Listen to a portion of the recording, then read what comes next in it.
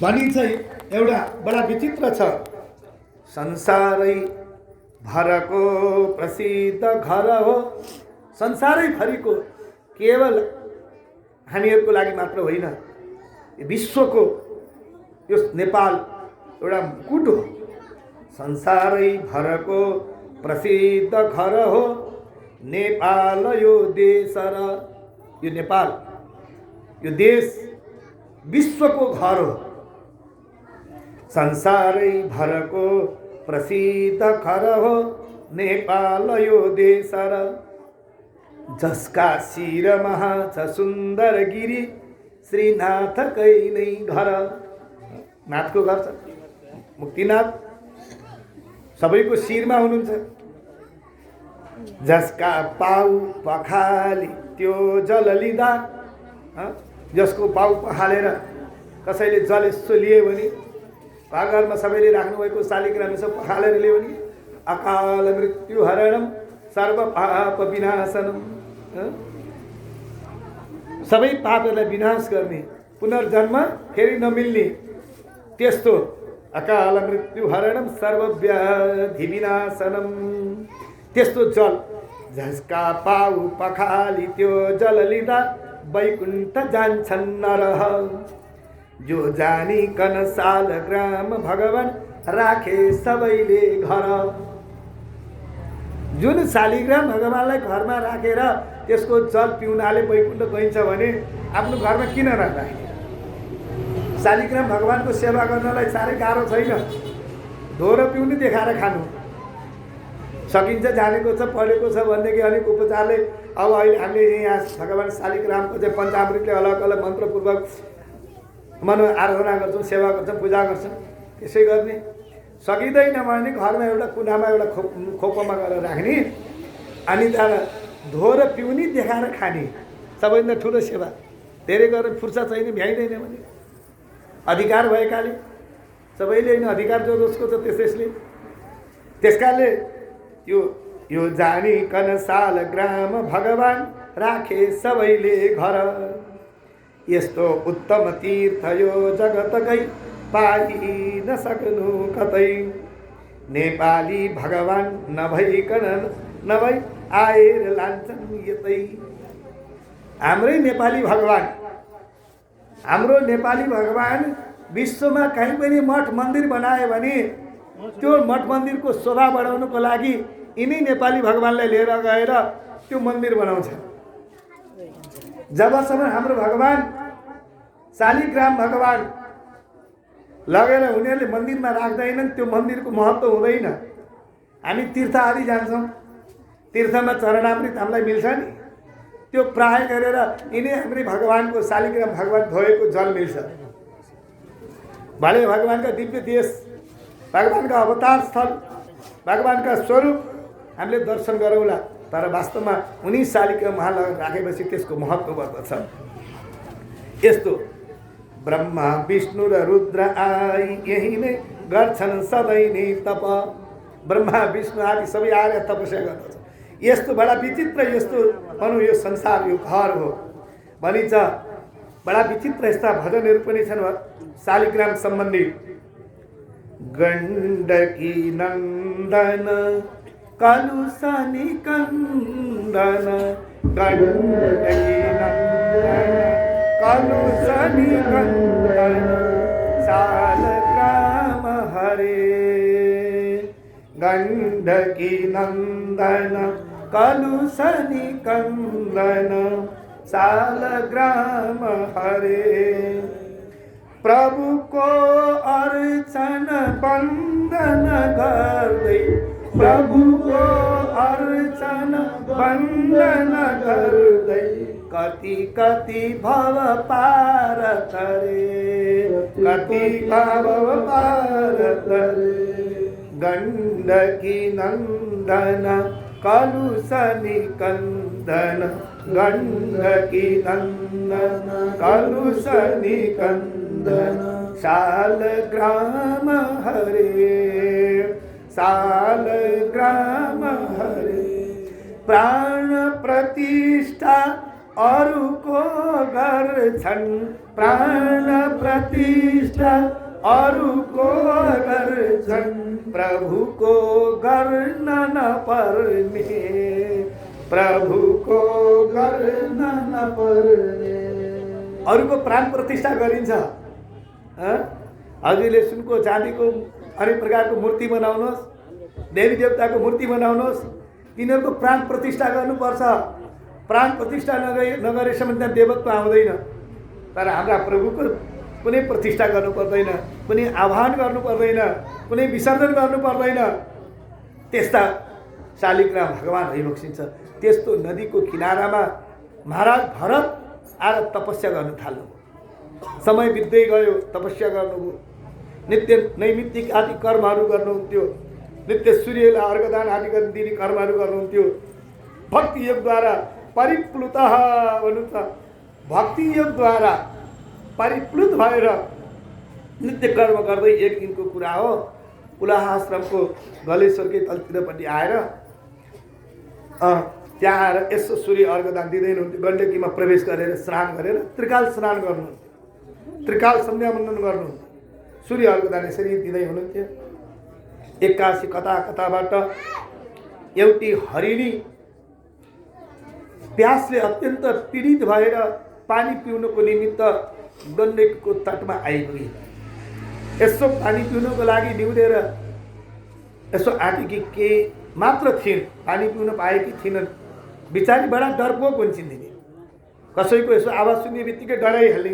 हरिणको स्वभाव त्यस्तो हुन्छ, चञ्चल स्वभाव, थिरबाट नहोस्। पछाडिबाट कतैबाट एउटा सिंहको गर्जना सुनिन्, पक्रङ घुङ गर्दै आएको एउटा बडा डरलाग्दो सिंहको गर्जना सुनिन्। डरपोक थिइन्। अब पछाडि फरेर भागौँ भने कहाँ खानी जान सक्दैन थिइन्, गर्भवती थिइन् बिचारी। अब आफ्नो प्राण बचाउन त मर्ता क्या न करता, क्या नहीं करता। अब मर्नु यसै छ, अब के गर्ने? पानी पिउन छोडेर त्यतैतिर गण्डकीको त फलालिन्। फलालेको त केही पिछा पुग्ने बित्तिकै गर्भवती भएको हुनाले बालक त तीबाट निक्ल्यो। भनौँ गर्भ उनको तुइयो, निक्ल्यो। उनी पल्लो गुफामा गएर पारिपट्टि गएर एउटा गुफामा पछारिन्, प्राण त्यागिन्। यता त्यो हरिणको जुन बच्चा हो, पाठो हो, त्यो पाठो त्यही नदी हुँदै बग्दै बग्दै बग्दै बग्दै जहाँ भरतजी महाराज सूर्य अर्घ दिँदै हुनुहुन्थ्यो, त्यो अगाडि आँखाको अगाडि एउटा भर्खर जन्मेको मृगको पाठोलाई देखेपछि महात्मालाई दया लाग्यो। ओहो, मेरो यो तपस्याभन्दा, मेरो यो जबभन्दा ठुलो यो पाठोको रक्षा गर्नु मेरो धर्म हो, मेरो कर्तव्य हो। तुरन्त त्यो पाठोलाई उठाउनु भयो, उठाउनुभयो, ल्याउनुभयो, आफ्ना कपडाले पुष्पास पार्नुभयो, आगो बाल्नुभयो, आगो बालेर सेकाउनु भयो। कर्तव्य हो। कसैलाई दुःख पर्यो, आपत पर्यो भने सबैलाई उपकार गर्नु त्यो महात्माको सबैको धर्म हो। त्यसमा पनि महात्माको धर्म। हुर्काउनु भयो, बढाउनु भयो, ठुलो बनाउनु भयो, गर्दै गर्दै गर्दै जाँदै जाँदै सदा त्यही गर्दै जानुभयो। गर्दै जाँदाखेरि अलिक ठुलो भयो, अलिक ठुलो भयो, त्यो मृगको पाठोमा आसक्त बढ्दै गयो उहाँको। अब अलिक ठुलो भएपछि हुर्केपछि त महात्माले त्यही मृगको बथान झुन्डमा लगेर छोडिदिनु पर्ने। कहिलेकाहीँ मानवको स्वभाव हुन्छ, एउटा चराचुरुङ्गी बच्चाहरू केही भेट्यो भने ओहो यसलाई पाल्नु पाए हुन्थ्यो, हाम्रो खेलाउन पाए हुन्थ्यो भन्ने ल्याउँछन्। बिचरा उसलाई कति कष्ट भएको थाहा बुझ्दैनन्। उसले आफ्नो रमाइलोको लागि एउटा सुगालाई, एउटा चाहिँ चरालाई पिञ्जरामा हालेर खेलाउँछ, एउटा जीव जन्तुलाई ल्याएर थुन्छन् आफ्नो स्वार्थको लागि। त उहाँले पनि आसक्त हुनुभयो, यो त मेरै छोरो हो, यसको बाआमा भनेकै मै हो, यसले सबै प्रकारले मलाई नै बाआमा सम्झेको छ, मानेको छ। यसो भजन कीर्तन गर्न थाल्यो, भगवानको सेवा आराधना गर्न थाल्यो। कहिलेकाहीँ त्यो पाठो अनि पछाडिबाट यसरी आउँथ्यो, यहाँ शिरमा यहाँ काँधा बसिदिन्थ्यो, रमाइलो लाग्थ्यो। घर गृहस्थीमा बसेपछि कहिलेकाहीँ भर्खरका छोराहरू यसो तोते बोली बोली टुकु टुकु हिँड्ने छोरो अनि यसो केही गर्न थाल्यो, आएर काखमा बस्यो भने जुरुक्क उठाएर माया गरेर गर्न थाल्छन् आमा बुवा, होइन? के माया लाग्छ बिचरा। अब उहाँ त भगवानको भक्त, सेवा पूजा गर्न थालेको, त्यो मृगको पाटो यता चढ्छ उता चढ्छ, अनि त्यो सेवा बिर्सेर त्यसैलाई मुसार्न थाल्नुहुन्छ। मुसार्दै मुसार्दै आसक्त बढ्दै गयो बिचरा। एक दिनको कुरा त्यही आश्रमको नजिकैबाट एउटा मृगका बथान आइरहेको त्यो पाठोले देखेछ। उहाँ यता कतै यसो आँखा छल्लिनुभयो, कुटीतिर प्रवेश गर्नुभएको थियो, आँगनमा खेलिरहेको उफ्रिरहेको त्यो मृगले उताबाट आएको आफू जस्तै बथान देख्यो। त्यही बथानमा गएर मिल्यो त्यो पाठो। बथानको पछि लाग्यो, गयो, कहाँ गयो थाहा भएन। अनि भरत यताउति आउनुभयो, अनि कुटीमा आउनुभयो, मेरो पाठो कहाँ हरायो खोज्न थाल्नुभयो। यताउति खोज्न थाल्नुहुन्छ। अब उहाँलाई अत्यन्त त्यो आसक्तले गरेर मृगपट्टि आसक्ति बढ्दै गयो।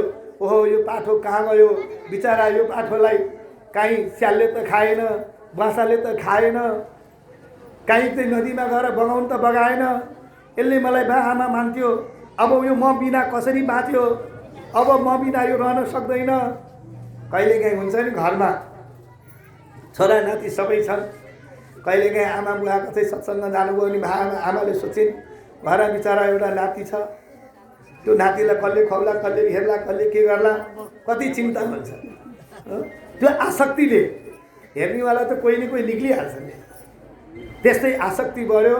गर्दै जाँदाखेरि अब त्यो मृग पाठो फर्केर आएन, उहाँको आसक्ति बढ्दै गयो। धर्म कर्म पूजापाठ सबै छुट्यो। अन्तिममा त्यही मृगलाई सम्झिँदै एक दिन एकदा याद आयो। एक दिन चाहिँ याद आयो। जब याद आयो कसको, त्यही पाठोको मर्ने बेलामा अन्त्य या स्मृति साधति, अन्तिममा जसको स्मरण गरियो त्यस्तै भइन्छ। त्यसकाले विचार गर्नु होला सबैले। जय श्री कृष्ण, जय श्री राम। अन्तिम अवस्थामा जसलाई सम्झन्छौँ त्यही बन्दछौँ हामी। यदि छोरालाई सम्झ्यौँ भने, नातिलाई सम्झ्यौँ भने, बुढालाई सम्झ्यौँ भने, बुढीलाई सम्झ्यौँ भने अन्तिममा फेरि त्यही भएर जन्मनुपर्छ। त्यस कारणले मर्ने बेलामा यो संसारलाई नसम्झिनु होला, त संसारलाई सम्झाउने कोसिस पनि नगर्नु होला। संसार बिर्सिने बेलामा संसार फेरि किन सम्झाइने नि? बिचरा हामी नजानेर नबुझेर कोही बिमारी परेका छन्, थला परेका छन्, बोल्न सक्दैनन्, हेर्न सक्दैनन्, डुल्न सक्दैनन्। अनि कहिलेकाहीँ आएर अनि यसो भेट्न आउँछ नि आफन्तहरू, ज्वाइँ छोरा छोरी नाति पनाति सबै आउँछन्। बा मलाई चिन्नुभयो? अब चिनेर के गर्नु छ? चिनुन्जेल त सबै गरिहालेँ नि मैले तिमीलाई, अब चिनेर के गर्नु छ र? त्यो बिचरा त्यो बुढाले तै पनि मलाई चिन्नुभयो भनेर भन्छ।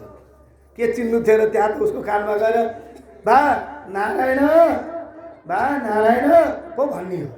त्यहाँ त भगवानको मन्त्र जप्नुहोस्। बा मन्त्र याद छ कि छैन? मन्त्र भन्नुहोस्, मन्त्र स्मरण गर्नुहोस्, भगवान्लाई स्मरण गर्नुहोस्। अब अन्तिममा सम्झिने त भगवान् हुनुहुन्छ। अब हामीलाई सम्झेर काम छैन, हामीलाई चिनेर काम छैन, त्यसो पो भन्नु पर्यो। उल्टो भन्छ नि हाम्रो संसार। त मृगको ध्यान गरेको मृगबाट जन्मनु भयो। ओहो, तर मृग पाठोबाट जन्मे पनि भगवानको शरणागतिको प्रभावले, भक्तिको प्रभावले मृगको त्यो शरीरमा पनि उहाँलाई याद आयो, ओहो म त पूर्व जन्ममा त राजा पो थिएँ। यही मृगको स्मरण गरेर आज मृग भएँ। धिक्कार छ। अब फेरि यो मृगबाट फेरि अब के हुने हो, बडा डर लाग्दो छ। अब सावधान रहन्छु भनेर अरू मृग जस्तो हिँड्ने कुद्ने खेल्ने खाने पिउनेतिर लाग्नु भएन। उही आफ्नो पुरानो आश्रमको वरिपरि आएर बस्न थाल्नुभयो। त्यही वरिपरि सुकेको पातहरू खाएर आफ्नो जीवन निर्वाह गर्न थाल्नुभयो। एक दिन भरतजी महाराज तिनी मृगको पाठो हुनुभएका त्यही नजिकको गण्डकीको तटमा जानुभयो। आधा शरीर गण्डकीमा, आधा शरीर पाखा राखेर त्यही आफ्नो शरीरलाई विसर्जन गरिदिनु भयो। भगवान्लाई सम्झिँदै छोडिदिनु भयो शरीर। उहाँलाई ग्लानि भएको थियो।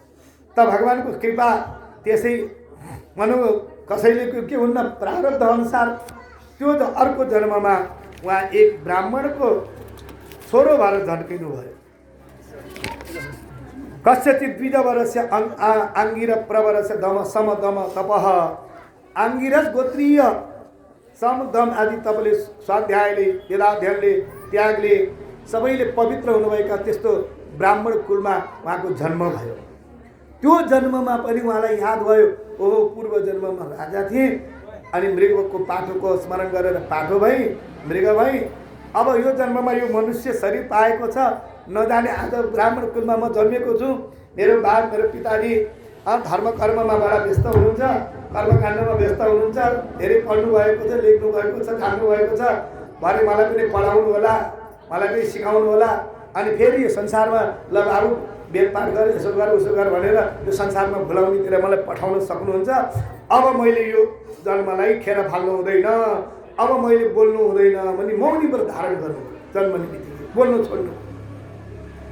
जड जस्तो हुनु, लाटो जस्तो हुनु, जन्मजात लाटो त होइन, लाटो जस्तो बनिदिनु भयो।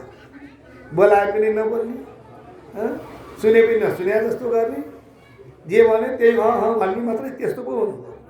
अब ब्राह्मणको कर्तव्य पालना त गर्नै पर्यो। पिताजीले चाहिँ अब 8 वर्षको भएपछि जनै लगाइदिनु भयो, संस्कार गराइदिनु भयो, सबै गर्नुभयो, गायत्री मन्त्र पढाउनु भयो। गायत्री मन्त्र 4 महिनासम्म गायत्री मन्त्र पढाउँदाखेरि गायत्री मन्त्र कण्ठ गर्न सक्नु भएन। मलाई कण्ठ थियो, तर कण्ठ गऱ्यो भने के हुन्छ, आज गायत्री मन्त्र कण्ठ गरेर सुनाउने हो भने भोलि वेद पढ बाबु भन्नुहुन्छ, वेद कण्ठ गर्नु पर्यो, रुद्री कण्ठ गर्नु पर्यो, चण्डी कण्ठ गर्नु पर्यो। अब रुद्री वेद चण्डी पुराण आदि सबै पढिसकेपछि कहिलेकाहीँ पिताजीले भन्छ बाबु आज फलानु जेजमानका म जान पाइनँ, तिमी गएर जाऊ त, यसो श्राद्ध गरेर आऊ त। गर्दै गएपछि त संसारमा फेरि फसिन्छ।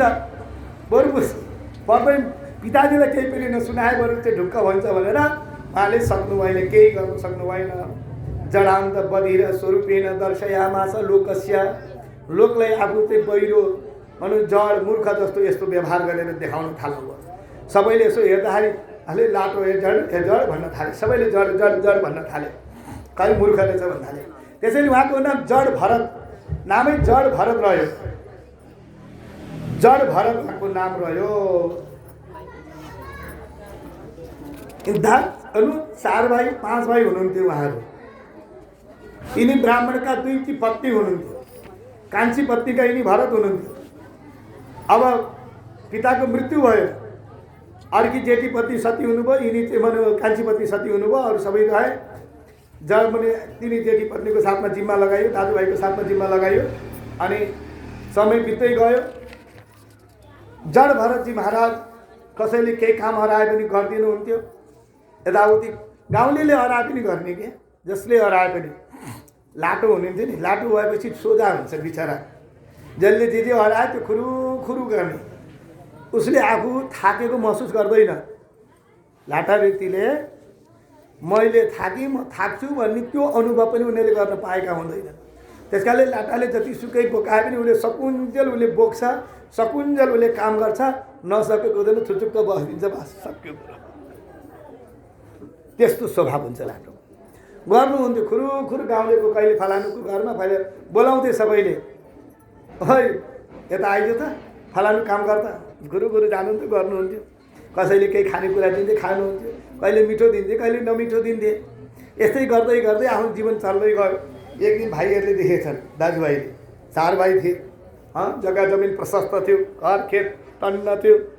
हेर यत्रो घरमा चाहिँ खेतीपाती छ, या दुनियाँको गाउँलेको घरमा गएर चाहिँ काम गरेर बसेको छ, खाना नपाएको जस्तो। है तँलाई खाना पुगेको छैन, यत्रो खेत छ, जा यो खेत खन्। उहाँलाई परायो, कुन आफ्नो कुन अर्काको गएर खेत खन्न थाल्नु, मजाले खन्न थाल्नु। खन्नुभयो खन्दै त कुवा बनाइदिनु भएछ, खाल्डो बनाइदिनु भएछ। यसो भाइहरूले यसो हेरेको दाजुहरूले, अरे मूर्ख खन्न लगाएको त खनिरहेको छ, धिक्कार छ। यो फेरि पुर्न थाल्नु, पुर्दै जाँदाखेरि त पहाड पो भयो। भनिन्छ खनन कहे तो कूप बनावे, खनन कहे तो कूप बनावे, पुरन कहे तो शैल चढावे। यसलाई यो काममा लगाउनु होइन। हेरेर मकै लगाएको, मकैमा त सुगाहरू आएर टन्नै बसेका छन्। हेर छाडा गाईहरू आएर सबै खायो, आमै साग खायो, मकै खायो। कसले गरे हेर्ने, फुर्सद छैन अरूलाई। बोलाए यही लाटोलाई पठाउँ, है लाटा जा गरेर त त्यो मकै हेरेर बस, जानु मकै हेर्नलाई। त्यो खेतीपाती हेर्न जानुभयो, साग हेर्न जानुभयो, आए भगवानको बाह्र भगवान, सारा संसार भगवानमै देख्नुभएको थियो, सबैमा भगवान देख्नुभएको थियो। सबैको मौका भयो, आएर ठक्क चाहिँ विरासनमा बस्नु, टक्क उभिनु भयो। त्यसै समयमा यसो चराचुरुङ्गी सुगाहरू सब आए वरिपरि। ती भरतजीको चाहिँ वरिपरि घुम्न थाले। मकै बारीभरि चाहिँ सुगा आएर बसेर टन्न खान थाले। पूजा गाईले पनि देखे, आहा यहाँ त चराहरू मस्त खाएका छन्, हामी पनि केही खाइहालौँ भनेर गाई पनि आएर चाहिँ मकै खान थाल्यो। सारा सखाप मकै भाइहरूले देखे, यसो हेरे, अरे मूर्ख हेर्न लगाए त हेरि पो रह्यो। भनौँ राम जी का चिडिया राम जी के खेत खाओ रे चिडिया भरा भरी पेट। अरे यो पनि रामकै हो, म पनि रामकै हो, तिमी पनि रामकै हो। जो जे खानुपर्छ खाऊ, भरभरि खाऊ, पेटभरि खाऊ। मूर्ख गाली गरे छोराहरूले, के अरे दाजुभाइले घरबाट निकाल्दे। अब यसलाई यो पालेर काम छैन, यसलाई घरबाट निकालिदिउँ। आहा झन् आनन्द। हिजो बन्धनमा थियो, घरबाट निक्लिँदाखेरि कसैलाई पिर पर्छ कि के पर्छ भन्ने पिर थियो। आज घरैबाट निकाल्दैछ, मलाई कसको पिर भएन, ढुक्कले घुम्न थाल्नुभयो। कसै खान कस्तो दिन्छ दाजुभाइले, हेर्नुहोस् त, त्यस्तो भेदभाव कसैले गर्दछन्।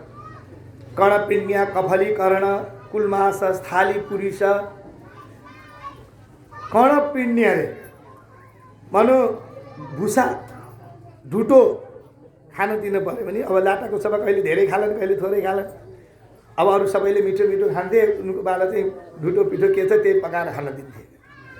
अब केही खाने बेला नि छ भनेदेखि सबैले खाइसकेपछि तल बचे खुचेको डढेको सडेको ल्याएर खान दिन्थे।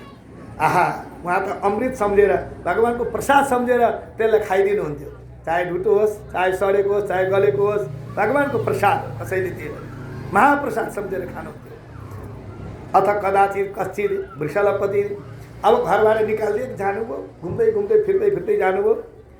त्यसै समयमा एउटा वनमा एउटा डाकुको सरदार, सूत्र जातिको थियो, डाकुको सरदार थियो। त्यो सरदारलाई सन्तान चाहिएको रहेछ, छोरो चाहिएको रहेछ के।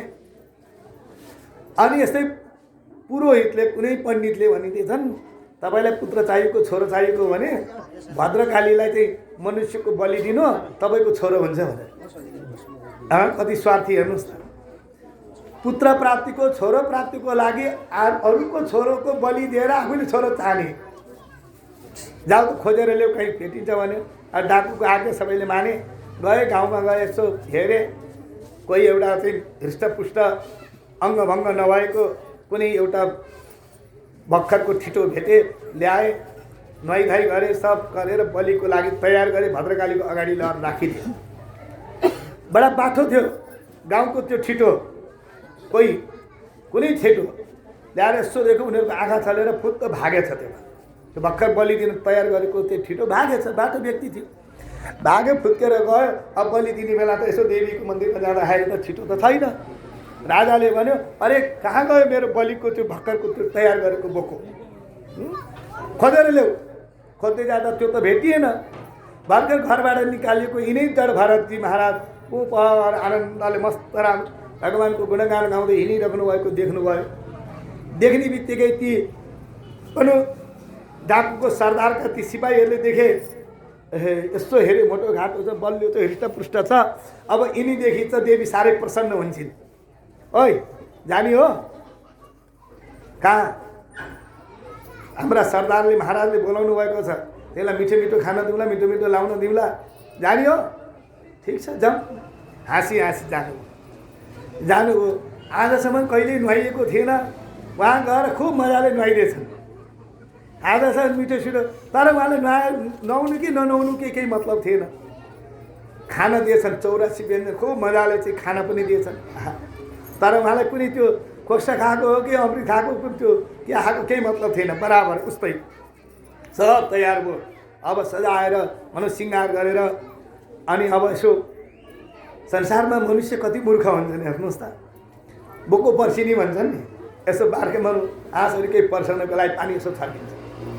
त्यो छर्किँदाखेरि अब बिचरा उसको शरीरमा पानी पर्छ, अनि यसो यसो गर्छ नि त। अनि ओहो यो त बस प्रसन्न भयो, खुसी भयो भन्छ। अरे मूर्ख, अरे अलि मूर्ख अरे यसो यसो गरेको चाहिँ हुन्न भनेको कि हुन्छ भनेको हुन्छ भने त यसो यसो पो गर्नुपर्ने यसो गर्दा ए मलाई नकाट पो भनेको उसले बिचरा मूर्खहरू बुझ्दैनन् नबुझेपछि आहा पर्छ खुसी पो भन्छ त्यसै गरेर उसलाई छर्केर यसो यसो सबै गरे तयार भयो अब पुरोहित आउनुभयो तलवार हातमा लिएर डाकुको सर्दा त्यहाँ बसेको थियो पुत्र प्राप्तिको लागि अब बलि दिनु परेको छ नि त त्यहाँ भद्रकालीलाई यसरी तयार भयो तर बडा विचित्र हेर्नुहोस् भद्रकाली भनेको को हो देवी भनेकी को हुन् या देवी सर्वभूतेषु मातृरूपेण संस्थिता नमः तस्यै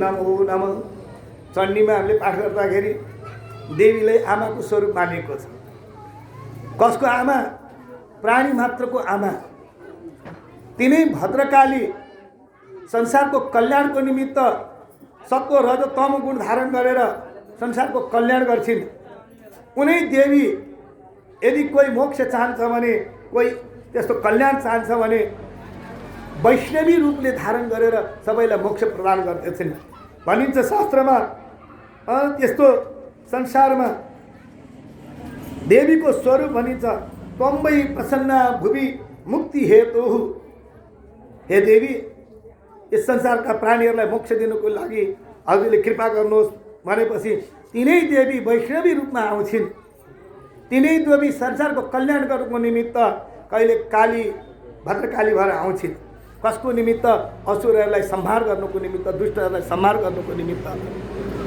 आज सबै प्राणीहरूका माता आमा एउटा बिचारा कसैको शत्रु नभएका त्यस्ता परम भक्त भगवानका परम भागवत ब्राह्मणलाई बलि दिनको लागि तयार देवीको अगाडि देवीले सहन सकिनन् त्यो ब्राह्मणको तेज सहन सकिनन् देख्दा देख्दै भद्रकाली त्यो मूर्तिबाट एकदम चट चट चट चट चट गर्दै ठुलो आवाजमा प्रकट भइन्छ बोले भद्रकाली देवी को दुर्गा माता को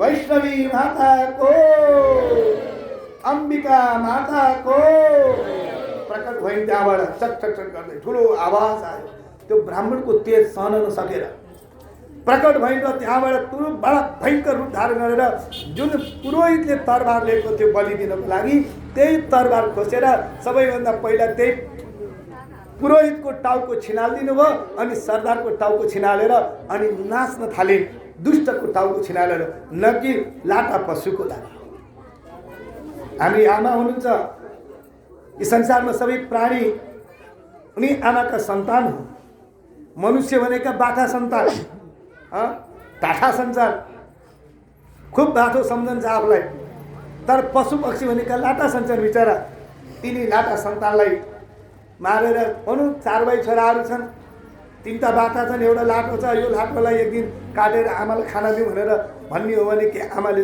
खुसी हुन्छन् खान्छन् खान्न त्यस्तै प्रकारले हामी आमाले पनि खानु भएन ती सरदारहरूको शिरलाई काटेर सबैको रक्षा गर्नुभयो बोले भक्तवत्सल भगवानको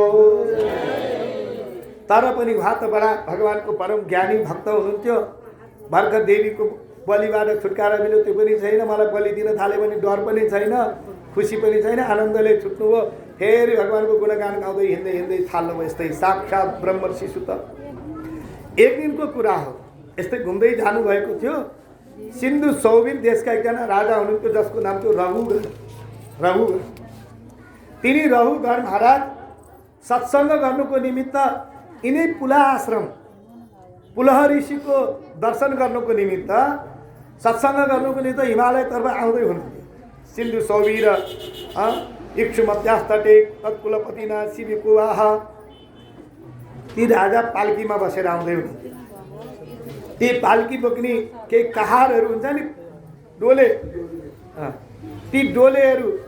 ती डोलेमा एउटा डोले बिमारी भएछ बिचरा बोक्न सकेनछ राजाले आज्ञा गर्नुभयो जब कोही एउटा बलियो मोटोघाटो कोही भेटिन्छ कि लिएर आऊ भनेर सिपाहीहरू गए वरिपरि खोज्दै जाँदाखेरि भर्खर बलिबाट छुट्नु भएको यिनै जड भरतलाई भेटे फेरि यसो हेरेँ मोटो घाटो, ए बाबु जान्छौँ पहाडमा बडा सुन्दर मनु बाल बगैँचा छ, ऋषिको आश्रम छ, पाँचजारी भेटघाट हुन्छ, सत्सङ्ग हुन्छ, राजाको आज्ञा छ, हिँड जाउँ। ठिकै छ। भरतजी महाराज फेरि आउनुभयो।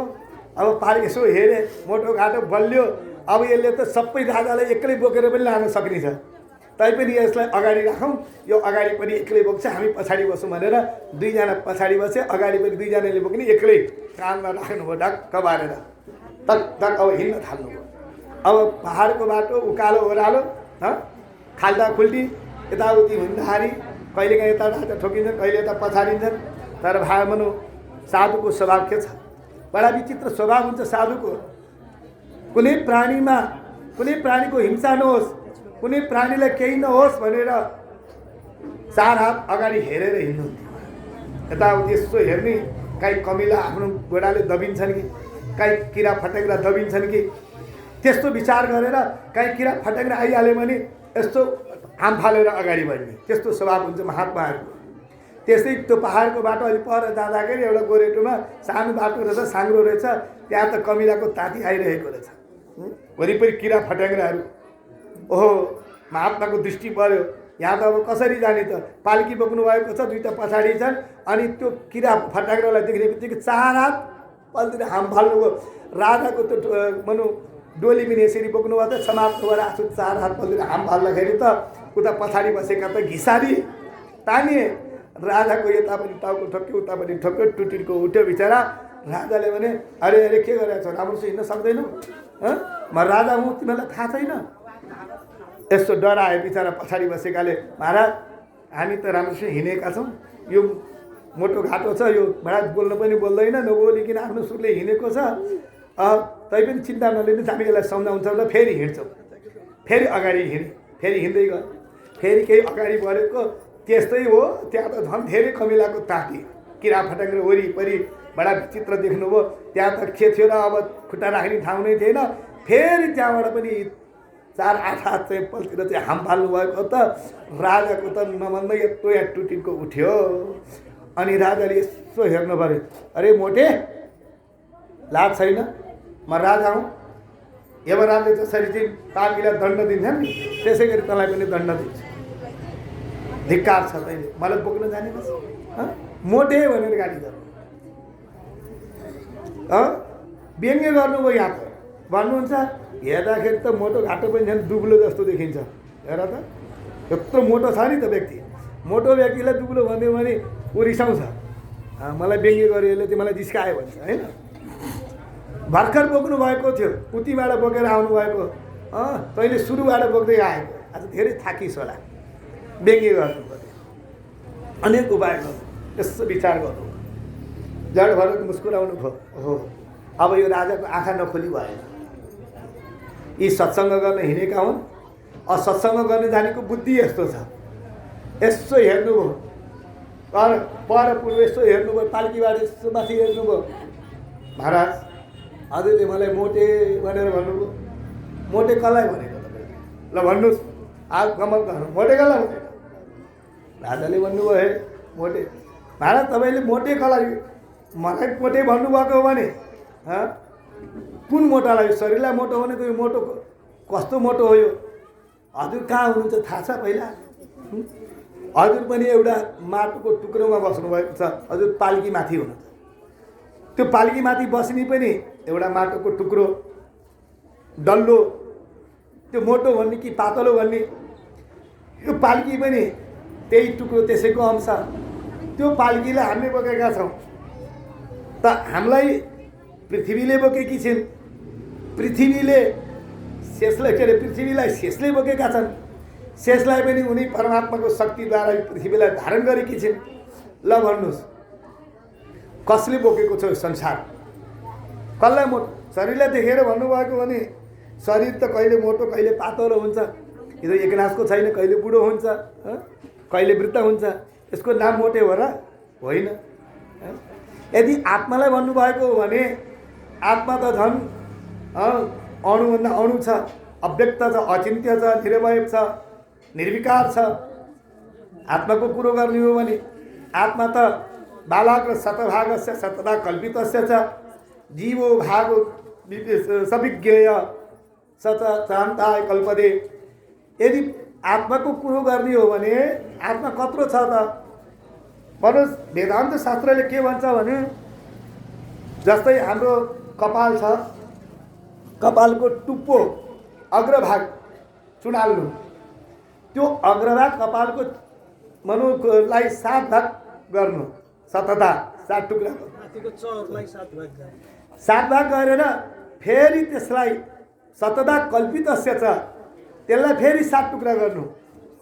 सब के अरे जीव बालाग्र शतभाग 100 भाग, बालाग्र शतभागस्य त्यो 100 भागलाई फेरि 100 टुक्रा बनाउनु, कत्रो हुन्छ हो? त्यत्रो जीव यहाँ छ, त्यत्रो अणु छ आत्मा। आत्मालाई कसैले देखेकै छैन। कतिखेर यहाँ आएर पस्यो, कतिखेर निक्लेर गयो, कसैलाई थाहा नै छैन। यहाँ आएर बस्थ्यो भने हो म भन्छौँ, यहाँ आएर निक्लेर गएको थाहा हुन। अब शरीरलाई भन्ने हो भने शरीर त ती छँदैछ नि, संसारमा हुन्छ नि। त्यस कारणले कसलाई तपाईँले त्यसै मोटे सोटे भन्नुभएको? यो त भर्खर बोकेको भन्नुभयो नि तपाईँले, के अरे टाढाबाट बोक्दै आएको भन्नुभयो। हुन तपाईँले मलाई व्यङ्ग्य गर्नुभएको, म भर्खर बोक्दैछु छन त, शरीरले भर्खर बोक्दैछ। तर धेरै वास्तविक कुरा तपाईँले गर्नुभयो, जान्नु भएको रहेछ, पढ्नु भएको रहेछ। हामीले कहिलेदेखि बोक्दै बोक्दै आज यहाँ आएका छौँ थाहा छ? 84 लाख योनिदेखिबाट यो शरीरलाई बोक्दै बोक्दै बोक्दै बोक्दै आज मनुष्य चोला हामीलाई मिलेको छ। अझ पनि बोक्न नपुगेर फेरि बोक्दैछौँ। कमसेकम यो मनुष्य शरीरबाट त अब अन्तिम बोक्न नपर्ने, भगवान्लाई प्राप्त गरी साधना गर्न पर्ने। त्यस कारणले हजुरले कसलाई भन्नुभएको हो? मैले त पाल्की रोक, तुरन्त पाल्की रोक्यो, त्यो पाल्कीबाट खाम फाल्नु गएर चरणमा समात्नु भयो। महाराज कस्तम निगूढश्चरसि द्विजानां विवर्षि सूत्रम कथमोवधूतः कस्यासि कुत्रत्ययापि कस्मात् क्षमाय नश्चेदसि नोत शुक्लः। हो यदि हजुर को हुनुहुन्छ? हेर्नमा त यस्तो हेर्नुभएको, कानमा जनै पो छ, भोटोघाटो, तर जनै पुरानो भइसकेको, नचिनिने भएर। ओहो तपाईँ को हुनुहुन्छ? नाम बिसङ्के, म कसैबाट डराउनेवाला त छैन। हेर्नुहोस्, नाम बिसङ्के सूर्यराज वज्रराज, म इन्द्रको वज्रबाट पनि डराउँदिनँ, शिवजीको त्रिशूलबाट पनि डराउँदिनँ, हेमराजको दण्डबाट पनि डराउँदिनँ, अग्निको अग्निअस्त्रबाट पनि डराउँदिनँ, सूर्यको अस्त्रबाट पनि डराउँदिनँ, कुनै चिजबाट पनि डराउँदिनँ। यदि मलाई डर छ भने केवल ब्राह्मणको अपमानबाट मलाई डर लाग्दछ। नजाने तपाईँ ब्राह्मण हुनुहुन्छ, मैले हजुरको अपमान त गरिनँ। नजाने म त सत्सङ्ग गर्नको निमित्त ऋषिको आश्रममा जान थालेको, उनी ऋषि त हजुर हुनुहुन्न, उनी हरि परमात्मा हजुर त हुनुहुन्न। आज म सत्सङ्ग गर्नुको लागि त्यति टाढा जाँदैछु, आज मलाई टाढा किन जानु पर्यो? आज मलाई नै हजुरले त्यस्तो ज्ञान प्रदान गरिबक्स्यो, जुन ज्ञानले आज मेरो घैँटोमा घाम लाग्यो, सत्सङ्ग गर्नु घाम लाग्यो, उज्यालो भयो। त भरतजीले त्यहाँ उपदेश दिनुभयो, महाराज तपाईँले जुन आफूलाई जो अहङ्कार, राजा म राजा हुँ, यो 120 देशको राजा हुँ, यी मेरा प्रजा हुँ भन्ने जुन अहङ्कार र भावना राखेर बिचरा यी प्राणीलाई सताउनु भएको छ। सबैभन्दा पहिला आफ्नो अहङ्कारलाई त्याग्नुहोस्। त्यो अहङ्कारको काम क्रोध लोभ मोहलाई पोटली बाँधेर लगेर समुद्रमा फ्याँकिदिनुहोस्, अनि मात्र तपाईँलाई यो ज्ञान प्राप्त हुन्छ। जबसम्म भगवानमा भक्ति जाग्दैन तबसम्म तपाईँलाई कुनै प्रकारको तपाईँको कल्याण हुने छैन। त्यस कारणले भन्नुहुन्छ, मेरो विचारमा त रघुगणस्तपसा न याति न चेजया निर्वपणा गृहाद्वा न छन्दसा नैव जलाग्नि सूर्य बिना महत पाद रजो अभिषेकम। तपाईँलाई यस्तो ज्ञान, यस्तो भक्ति अतपत त्यसै मिल्दैन। रघुगण कुनै तपस्याद्वारा मिल्नेवाला छैन, घरद्वार सबै त्यागेर वनमा गएर तपस्या गरेर मिल्नेवाला छैन। जबसम्म महापुरुषको चरणको धुलो शिरमा पर्दैन तबसम्म तपाईँको कल्याण हुँदैन। बिना मद पाद रजोभिषेकम।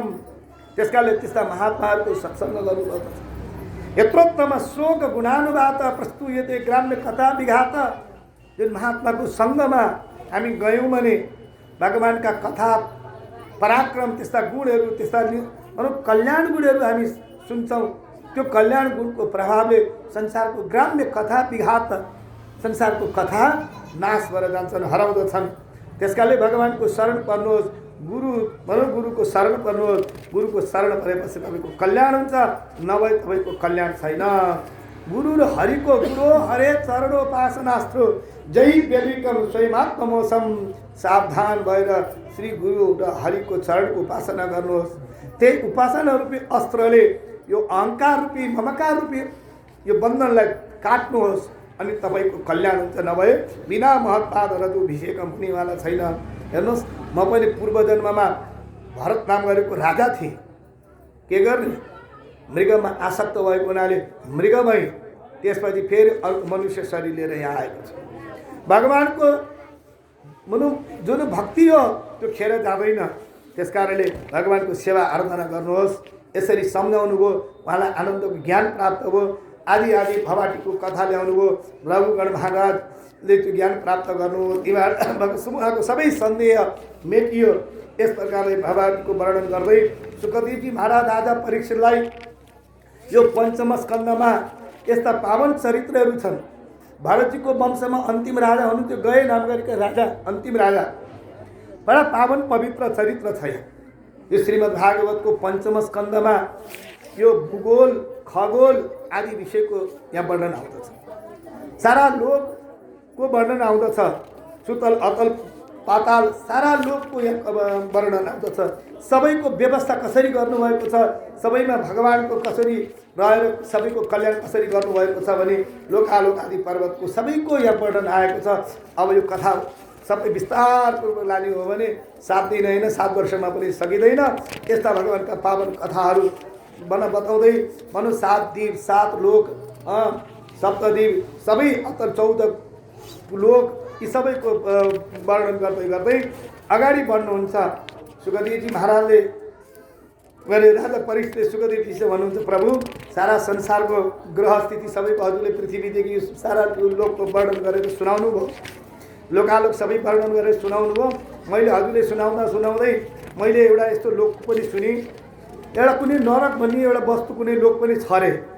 त्यो नरक भन्ने कहाँ छ त्यो मलाई बताइबक्सोस् न, म सुन्न चाहन्छु।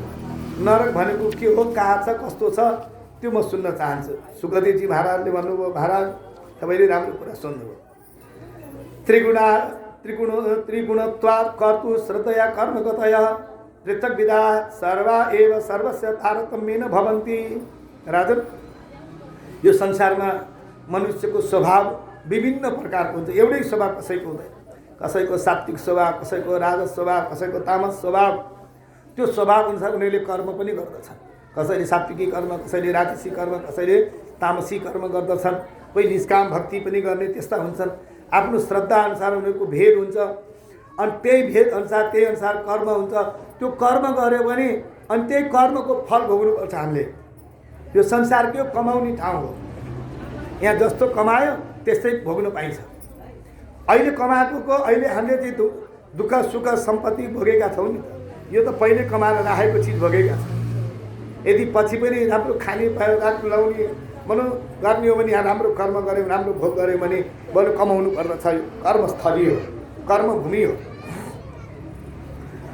तपाईँले सुन्नुभयो, यही त्रिलोकीको भित्र नै दक्षिणतिर पृथ्वीभन्दा केही तल जलभन्दा माथि दक्षिण लोकमा अग्नि स्वात्ता आदि नाम गरेका पितृगणहरू बस्नुहुन्छ। पितृगणहरू आफ्ना वंशजहरूले आफ्ना गोत्रीय यहाँ गोत्रजहरूले दिएको पिण्ड पानीको आशा गरेर बस्नुहुन्छ। उहाँ अघि मैले दक्षिण लोक यहाँ हामीले दिएको पिण्ड पानी उहाँ स्वीकार गर्नुहुन्छ र हामीलाई चाहिँ आशीर्वाद दिनुहुन्छ। हो, उनी पितृगणहरूले रहने ठाउँमा त्यहाँ नरक छ। विशेष प्रकारले नरक हजारौँ